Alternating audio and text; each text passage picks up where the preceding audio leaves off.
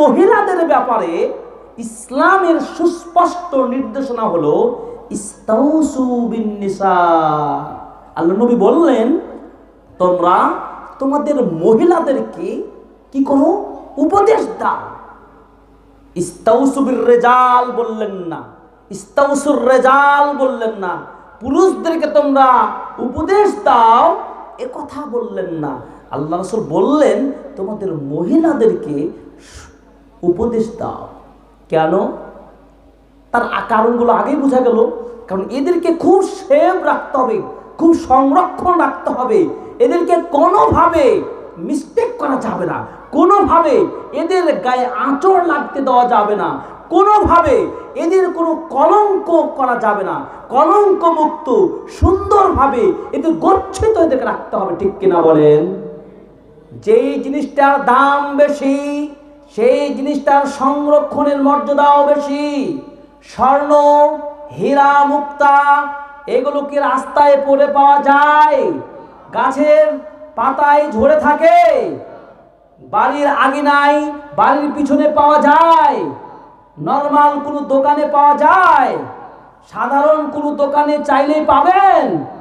দামি সম্পদ স্বর্ণ, রৌপ্য এইগুলোকে সংরক্ষণ করার জন্য কোটি কোটি টাকা দিয়ে যেমন সংগ্রহ করতে হয়, কোটি কোটি টাকা দিয়ে এদেরকে সংরক্ষণ হেফাজত করতে হয়। কেন করে বলেন তো? দাম বেশি তাই। আর আপনার সমাজের সবচেয়ে দামি সম্পদটা কে? স্ত্রী, মেয়ে। একজন পুরুষের চাইতে একজন মেয়ের মর্যাদা এবং দাম বেশি, এটি ইসলাম বলে। আর দুনিয়া কুল্লুহা মাতা ওয়া খায়রু মাতাঈদ দুনিয়া আল মারআতুস সালিহা। হে পৃথিবীর মানুষ, পৃথিবীর যত সম্পদ রয়েছে সব মানুষ ভোগ করবে, ভোগেরই বস্তু, প্রয়োজনে ব্যবহার করবে, প্রয়োজনে তাদের প্রয়োজন মেটাবে। কিন্তু যতগুলো প্রয়োজন মেটানোর স্তর রয়েছে, স্থান রয়েছে, উপকরণ রয়েছে, সবচেয়ে শ্রেষ্ঠ হলো কি?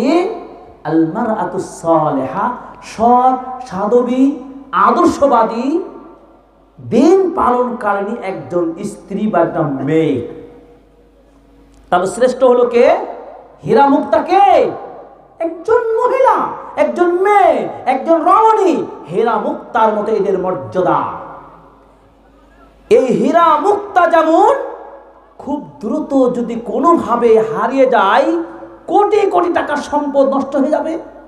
একজন নারী যদি কোনোভাবে তার গায়ে আঁচড় লাগে, একটা মেয়ের যদি কোনোভাবে দোষ কোনোভাবে সমাজে প্রকাশ পায়, ওই মেয়েটা, ওই কন্যাটা, ওই বউয়ের সমাজে মর্যাদা থাকবে না উঁচু হবে? বলেন? সমাজে এই মেয়েটার মর্যাদা কমে যাবে, এমনকি নির্লজ্জ হয়ে সমাজে মুখ দেখাতে পারে না। এই জন্য দেখবেন আত্মহত্যার সংখ্যা পুরুষের চেয়ে মেয়েদের বেশি।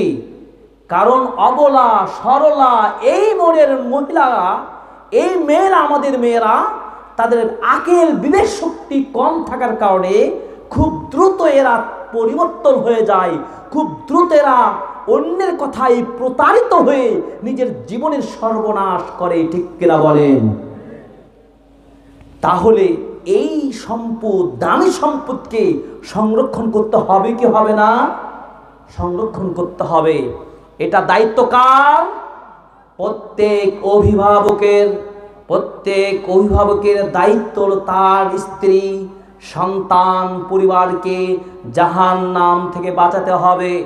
আল্লাহ সুবহানাহু ওয়া তাআলা বলছেন সূরা তাহরিম, আল্লাহ পাক বলছেন, ইয়া আইয়ুহাল্লাযীনা আমানু কু আনফুসাকুম ওয়া আহলিকুম নারা। হে পৃথিবীর মানুষ, হে ঈমানদার লোকেরা, তোমরা নিজেরা নিজেদেরকে ঈমানদার পরিচয় দাও। তোমরা ঈমানদারের পরিচয় দাও, কিন্তু তোমরা তো ইসলামের বিধান মানো না, জাহান্নাম থেকে বাঁচার কোনো পথ খোঁজো না। সাবধান ও হে ঈমানদার লোকেরা, কু আনফুসাকুম ওয়া আহলিকুম নারা। হে পৃথিবীর মানুষ, ঈমানদারগণ, তোমরা নিজেদেরকে এবং পরিবারের সদস্যদেরকে জাহান্নাম থেকে বাঁচাও।